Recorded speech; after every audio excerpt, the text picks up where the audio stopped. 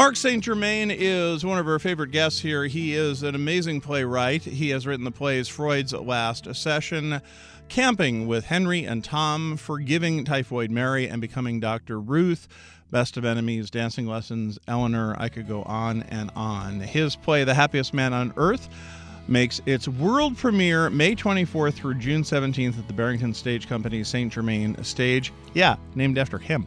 The Happiest Man on Earth is based on the memoir of the same name by Eddie Jaku and starring Kenneth Tigar. It is a great pleasure to welcome Mark St. Germain back to the round table. How are you? I'm good, Joe. I'm good. Really, really good to see you. Good to see you. This is an amazing story. We'll get into it in a second. But how have things been going? A lot's been being produced and done around you. Well, the Freud movie wrapped a couple of weeks ago. Yeah. So now we'll just wait and see how it comes out. But it was exciting to visit and meet the people in it. Who's in it? Anthony Hopkins is Freud. Yeah. And Matthew Good is Lewis. Well, that's money in the bank. Not bad. No, not bad at all. Well, good luck with that. That'll be you. great. So now this show comes about, The Happiest Man on Earth. From my understanding, Eddie Jaku wrote a memoir, wrote the story, and then how did you get involved from there? I just saw the book title somewhere, and I thought, well, I would like to be the happiest man on earth. Let me find out how he did it. But I am not going through a concentration camp like he did and don't have to rebuild my life as he did. And it's a real story of it's a celebration of life, really, and how he was able to come out of all the horrors of the war and then build a new life. Do you find yourself, when you look back, attracted to certain type of people or certain traits that are similar in some aspect of their story that you latch onto? I think I want, if somebody's going to come to the theater and sit there for an hour and a half or 2 hours, to be able to come out with something, and something affirming rather than not so. And Eddie Jaku is definitely a person like that. Dr. Ruth was a person like that, is a person like that. Eleanor Roosevelt. And so that's what I look for. So for Eddie Jaku, what was the story you want to, I assume, stick somewhat to the book, but yet make it your own? Yes, and find a way into it, and why is he standing there in front of us? Right. And then also trying to pace it and trying to use some humor to give a little relief to the sections that are so frightening. Is that challenging? It is, but it's a really good team working on the play. And Kenneth is terrific. He's really thrown himself into it. And so I'm happy with where we are, and it's. I think it will be a very good show. I swear to God, this is true. Yeah, but I'm doing my research on you and this segment about 2 or 3 nights ago, and I've got the TV on, and I'm binging, and I'm going through the notes. And I said, I don't know Kenneth Tigar. I don't know who that is. And so I then look and I go online and then I see who it is, and I realize that the episode of Barney Miller that I'm watching, yes, has Kenneth playing Jesus Christ.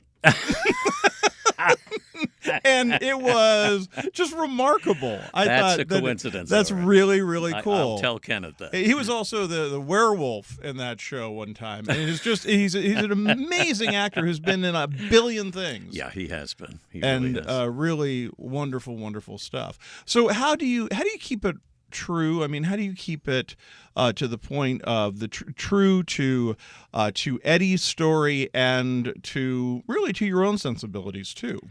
Well, it's mainly important to get Eddie's story right, and it's either using his words from the book or things in the same style that you imagine he would have said, or rephrasing. It's also trying to condense a story so that the audience is out in 70, 75 minutes. And that's been a challenge because it's such a rich story and he went through so much. So we have had to leave some things out, but left, I think, the most dramatic. You work in that time range. I assume it becomes somewhat second nature to say, okay, this is what you have a good idea of what an arc can be. Yeah, I think so. Yeah. The time I didn't know what the ending was going to be, it took me about 10 drafts to finish a play. It was a murder mystery. And I was foolish enough to think I could just write it and figure out who did it along the way. Yeah. Did not work that way. So. And maybe a little more here, a little less there, a little more here, a little less there. Right. And when you have a story like this, also I'm just curious of this, but 75 to 90 minutes, that's dictated more by our impatience as an audience than it is in my impatience. No, right. I mean, like if you have a story that could go 2 hours, right. It could go 2 hours, but it's what people are really looking for, right? Well, I tend to like. I'm not so fond of 3 or 4 act plays anymore. Maybe years ago I could sit through one, but it's mainly what the story will bear. And this is a one-man show, and you want that bond to be strong. And for it to be strong, you don't want it to meander at all. So this moves very quickly. In moving quickly, the that means a lot of, I guess there's a lot thrown at the audience, right? Yes. But you also need the time to absorb and let that move them to where you want them to be emotionally. Right. Well, that's the pacing of the script, and also Ron Lagomarsino, the director, has done a great job in pacing the whole production. And Kenneth, this is what we're experimenting all the time with in rehearsal. And there are times that the story moves very quickly and very dramatically. And then there are times the audience and the character need a break. Yeah. And you sense that in the writing, or does that come later when you present it to an audience, or early on when you put it up and say, oh, okay, so this is what we need to do? Well, I think I have a sense of it with the writing, but the most important thing would be standing in back of the audience during previews and watching people glance at the program or their watch, and if they're doing that, then something's wrong. So which is a more common reaction? You sitting in the back with the preview audience and saying to yourself, yeah, I knew it. Or saying, really?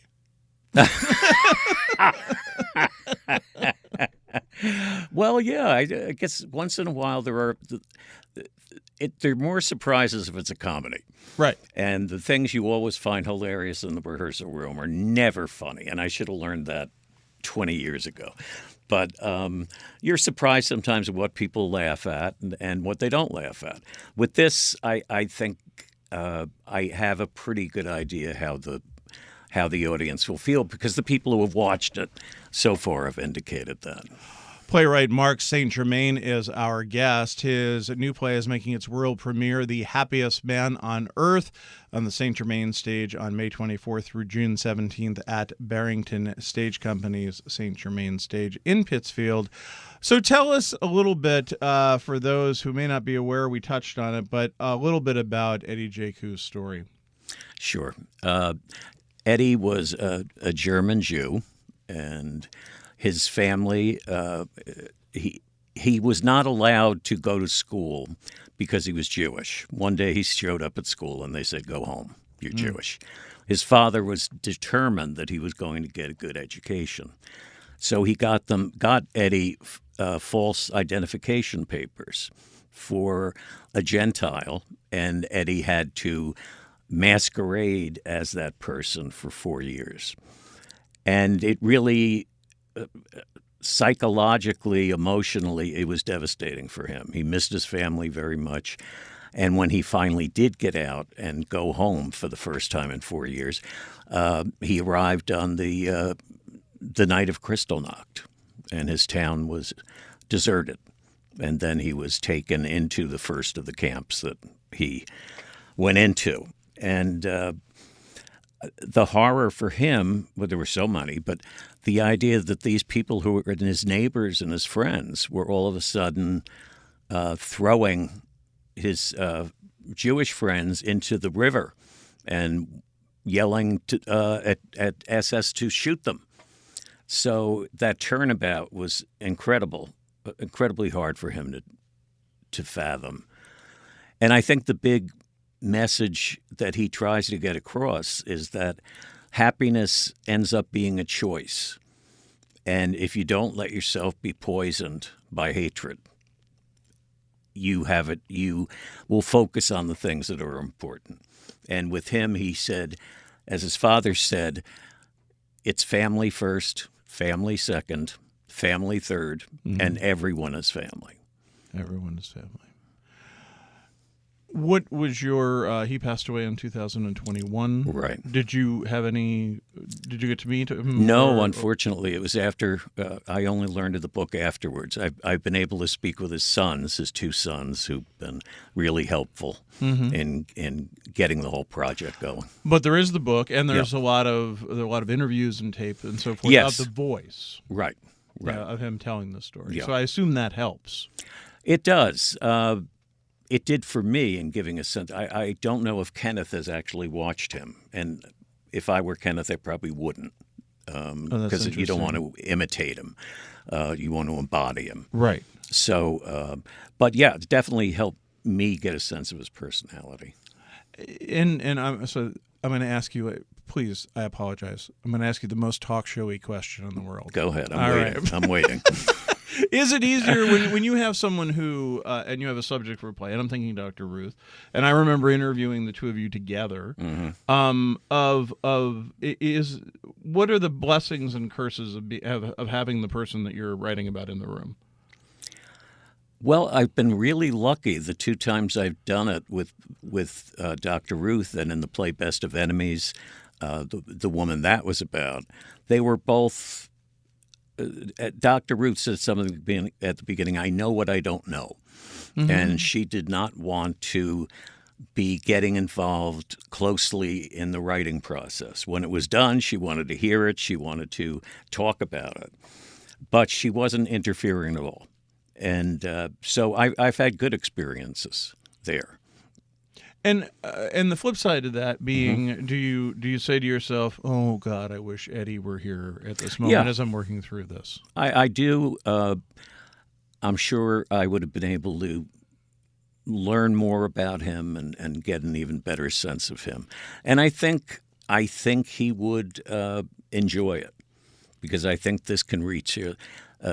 The book has a big audience, and it's getting bigger. I think the play can have a big audience, and he wanted his story to be told, and it's being told. How did you come to have such a close affiliation with Barrington Stage? I met Julie before Barrington Stage. Julie Boyd, who is happily retired right now and doing well. I met her for like 3 days before she directs a show this season, but yes, that's good. I think they're appointing her to the UN. But I met her when she was doing a musical long time ago called Just So, and I hadn't met her, and it was circumstance. I had won some amateur playwriting contest, and they were staging the play at a theater in Jersey City. The person who directed it turned out to be her entertainment lawyer, because his wife was in it. Oh, show business. Yes. And Julie said to Dan Brambilla, do you know any book writers who aren't crazy? And Dan said, well, this one's not crazy yet, so why don't you meet him? And that's how we met. And then we did another show together. And when Julie started Barrington Stage, she asked if I'd be on the board. And it's been, to me, it seems like it a wonderful opportunity because you sort of have a natural, not that it's I guess always a slam dunk, but you have a natural place for your work to develop. I'm the luckiest person in the world. I have Barrington Stage has been a home, and not that they do everything I write.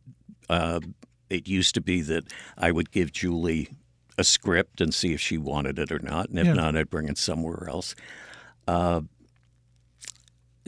I couldn't be luckier, and it turns out that the Great Barrington Public Theater is run by Jim Frangione, and he's also very receptive to local writers. So I realize how lucky I am. I'm appreciative of that. You consider yourself obviously more than a local writer, though. Well, I would say, but well, Jim is just trying to be Berkshire-centric. Sure. And but no, I usually what happens, and I hopefully what will happen with this, is that the play will get done, it will get published, and then it goes out nationally and internationally. And I think this one will.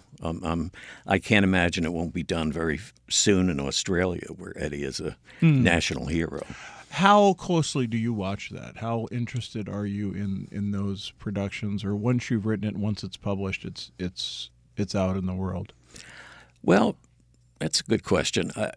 If I get invited to a production overseas, I will go because I love the trip and to meet people. Nationally, I don't go to a lot of second productions. I think it's just having the first one so much in my mind, it's hard to disassociate. Internationally, you're talking about different languages, and it's a much different experience. Yeah, and you get a nice vacation out of it. Absolutely. Great vacation. A lot of nice ones. Why pass that up? But I would think it would be maybe a little frenetic, speaking as far as anxiety goes, of going into another and seeing various iterations of something that probably has, you view it one way. Well, yeah, I'm not saying you're not in for some shocks. Yeah. A couple times I have almost fallen off my chair at looking at what's going on because it had nothing to do with the play I wrote. There was one play, a romantic comedy I wrote, and it was done in Paris.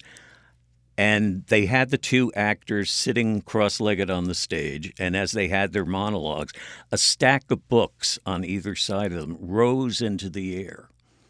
And I said to the director through a translator, tell me, what exactly were the books doing? He said, well, love is magic. Well, there you go. There you go. How can you argue with that? Do you? Because then I would just sit there and ponder, like, well, how did that happen? Like, where did this? How could that have been interpreted in what I've written? Well, this is why I don't go to see a lot of productions. Right. Because they have latitude, right? Oh, absolutely. Absolutely. Yeah, they can do what they... whatever they want. And I'm usually not aware of when anything is being done. Yeah. At every quarter or something, you get a statement of the theaters that have done it. Right. A great mystery writer, Robert B. Parker, said, let him do it and I'll cash the check. I mean, that's not a bad way to do it, I guess. No. I mean, at least it's a way. Right. Well, yeah. I mean, when you're talking, especially with him, you're talking about television. Sure. And that's a whole nother world. Right. You hand the script in. And I'm silly me. I guess I made it sound like they're actual checks in theater. Well, you sort of get paid. I've been trying to be a poet, but I don't have the talent. I figured I could get paid less that way, but that's about it. Well, it is always a delight to have you on the show, and I'm so thrilled that you're here and have joined us this morning. Mark St. Germain is a playwright. His latest is The Happiest Man on Earth. It's making its world premiere May 24th through June 17th at the Barrington Stage Company's St. Germain Stage in Pittsfield. You can find out more by going to barringtonstageco.org. barringtonstageco.org.